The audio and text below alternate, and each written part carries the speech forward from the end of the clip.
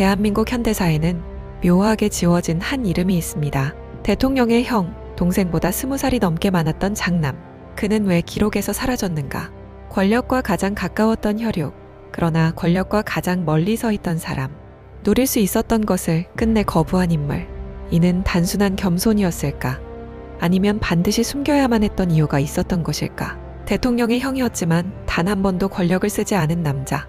오늘의 인물 박동희입니다.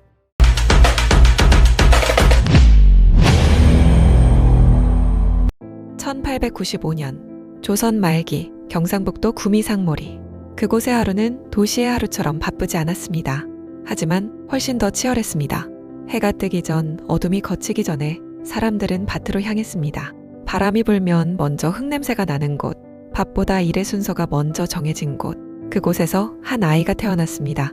이 집안의 첫째 아들 박동희입니다. 첫째라는 자리는 환영보다 책임이 먼저 오는 자리였습니다. 아이에게는 무거운 자리이지만 가족에게는 기둥이 되어야 하는 자리였습니다. 그는 태어난 순간부터 삶의 무게를 함께 받았습니다. 그의 시선 속 부모님은 늘 일하는 손이었고 숨을 골라도 표정은 굳게 잠겨 있었습니다. 그런 부모님 곁에서 어린 장남은 일찍 알았습니다. 내가 버티면 다 버틴다. 웃음보다 책임을 먼저 배우던 시절이었습니다. 동생들이 태어나고 동생들이 자라날수록 그 무게는 커졌습니다. 그리고 그는 한 번도 그 무게를 내려놓은 적이 없습니다. 시간은 흘렀고 그의 어깨 위에는 말없이 더 많은 짐이 얹혔습니다. 동생들이 늘어나면 그만큼 책임도 늘어났습니다. 겨울이 올 때마다 걱정도 더해졌습니다. 밥이 부족하면 그가 덜 먹었습니다. 잡곡밥 한 숟가락도 그는 가장 마지막에 들었습니다. 동생들이 학교에서 글을 배울 때 그는 논두렁에서 흙을 배웠습니다. 동생들이 뛰어다닐 때 그는 장작더미 앞에 섰습니다. 그의 나이는 아이였지만 그의 역할은 가장이었습니다. 가끔은 스스로에게 묻는 순간도 있었을 것입니다. 내가 아니었으면 누가 했을까? 아무도 대답해주지 않아도 그는 알고 있었습니다. 자신 말고는 할 사람이 없다는 것. 일제강점기가 시작되며 농민들의 삶은 더 무거워졌습니다. 수확의 절반 이상을 국가에 내야 했습니다. 풍년이어도 풍년이 아니었고 흉년이면 절망이었습니다. 가난은 늘 문 앞에서 기다렸고 문을 닫아도 들어왔습니다. 그러나 그는 흔들리지 않았습니다. 동생들은 떠나도 되지만 형은 떠날 수 없었습니다. 그는 자기 삶의 꿈을 동생들의 내일과 바꾸었습니다. 한 번의 선택이 아니라 매일의 선택이었습니다. 사람들은 말했습니다. 장남이니까 당연하지 않나? 하지만 당연한 일을 평생 묵묵히 해내는 사람은 정말 많지 않습니다. 상모리의 땅은 부자가 되는 땅이 아니었습니다. 그러나 살아갈 수 있게 하는 땅이었습니다. 흙은 정직했습니다. 정직하기에 잔인했습니다. 심은 만큼만 돌려주었고 때로는 심은 것조차 주지 않았습니다. 그럼에도 박동희는 땅을 놓지 않았습니다. 왜냐하면 땅을 놓는 순간 가족의 삶도 놓게 되는 것을 알고 있었기 때문입니다. 비가 너무 오면 걱정, 비가 오지 않아도 걱정, 바람 하나에도 그의 마음은 흔들렸습니다. 하지만 사람들 앞에서는 흔들리지 않는 척했습니다. 그는 흙 속에서 하루를 만들어 가족의 내일을 지켰습니다. 사람들은 떠났습니다. 도시가 더 넓은 길을 줄 거라 생각했습니다. 그에게도 유혹이 있었습니다. 떠나도 된다. 형이니까 새로운 길을 찾아라. 하지만 그는 한 번 더 자기 마음에 물었습니다. 내가 떠나면 누가 남아줄까? 그가 지켜낸 자리, 그 자리가 한 집안을 지키고 한 인물을 일으켰습니다. 만약 박동희가 흙을 놓았다면 박정희의 삶도 다르게 흘렀을 것입니다. 가족의 뿌리가 흔들리면 그 어떤 나무도 높이 자랄 수 없기 때문입니다. 박동희는 가족이라는 숲의 가장 깊은 뿌리였습니다.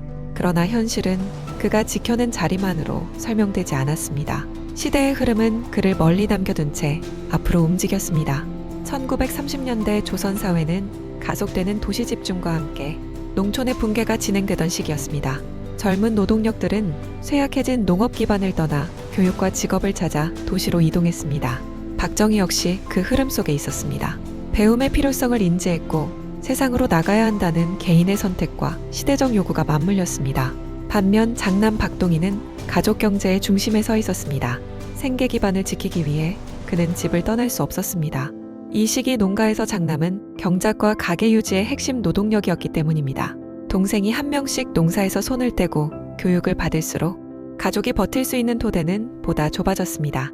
따라서 장남의 이탈은 곧 가족 생계의 위기와 직결되는 문제였습니다.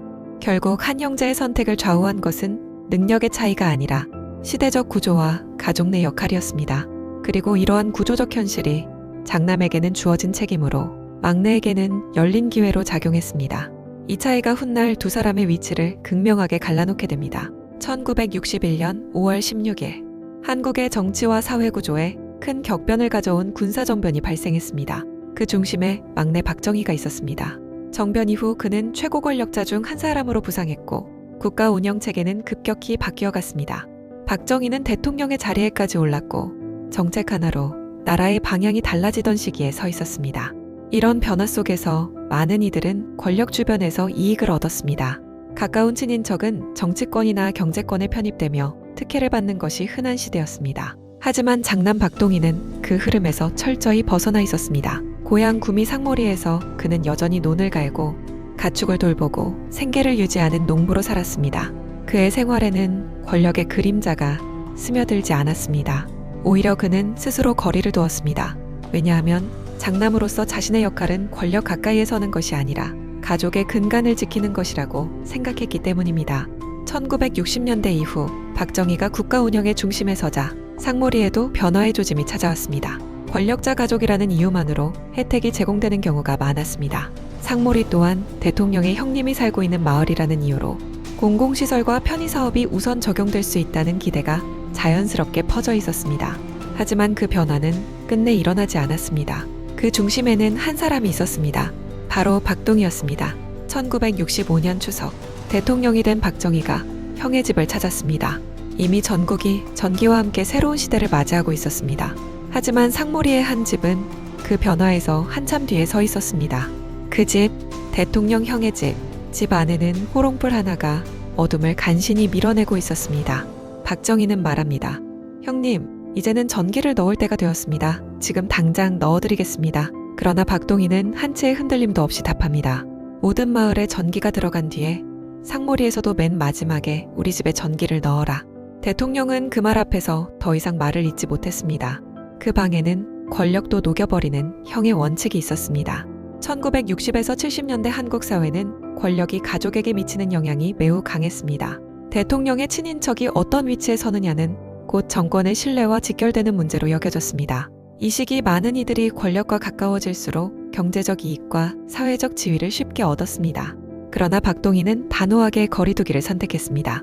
그의 선택은 개인의 성향이 아니라 체계적인 판단이었습니다. 특혜가 시작되면 시선이 달라질 것임을 너무나도 잘 알고 있었습니다. 고향에서 영향력을 행사하거나 사업 기반을 만들었다면 그것은 곧 대통령 일가가 지방에서 이권을 챙긴다는 의혹으로 연결될 수 있었습니다. 그는 그것을 허용하지 않았습니다. 사람들의 기대 속에서도 그는 공동체와 자신의 관계를 평등한 위치에 놓았습니다. 정권과 가까운 사람이라는 이유로 더 많은 것을 누리는 순간 오히려 가족의 이름이 위험해진다는 것을 누구보다 먼저 읽었습니다. 그가 유지한 거리는 불신을 막는 방파제였습니다. 그에게 권력은 빛이 아니라 불씨였습니다. 거리 유지. 그것이야말로 가문을 위해 그가 할 수 있는 최고의 기여였습니다.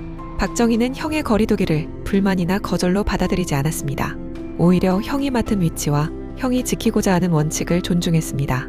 두 사람 사이에는 말로 설명되지 않는 이해와 신뢰가 작동하고 있었습니다. 동생은 형을 정치에 끌어들이지 않았고 형은 동생의 권력에 의지하지 않았습니다.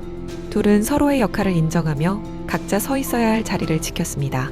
이 균형 감각은 정권 운영에서 중요한 무게추로 작용했습니다. 그의 절제된 선택은 동생의 정권에 도덕적 무게를 더했습니다. 대통령 형도 시골에서 농사 짓는다. 이 메시지 하나만으로도 박정희 정권은 국민 앞에서 특혜와 부패와는 거리가 멀다는 이미지를 강하게 만들 수 있었습니다. 어떠한 추상적 구호보다 100번 더 강력한 정치적 메시지였습니다. 그는 무언의 방식으로 정권의 기반을 지키고 있었습니다. 이는 단순한 겸손의 문제가 아니었습니다. 권력과의 연결은 언제든 의혹과 비난으로 번질 수 있으며 불필요한 혜택은 곧 잘못된 시선으로 돌아온다. 오히려 가족에게 해가 될 가능성을 그는 누구보다 잘 이해하고 있었습니다. 형 박동희는 특혜를 두려워했습니다. 특혜는 곧 논란이고 논란은 곧 동생의 발목을 잡는 일이라고 여겼습니다. 박동희는 정치인이 아니었고 공직자도 아니었습니다. 그러나 그가 지킨 거리는 정권의 사유화에 대한 경계, 가족을 둘러싼 불신 차단, 사회적 신뢰 유지, 이 세 가지에서 실질적인 역할을 했습니다.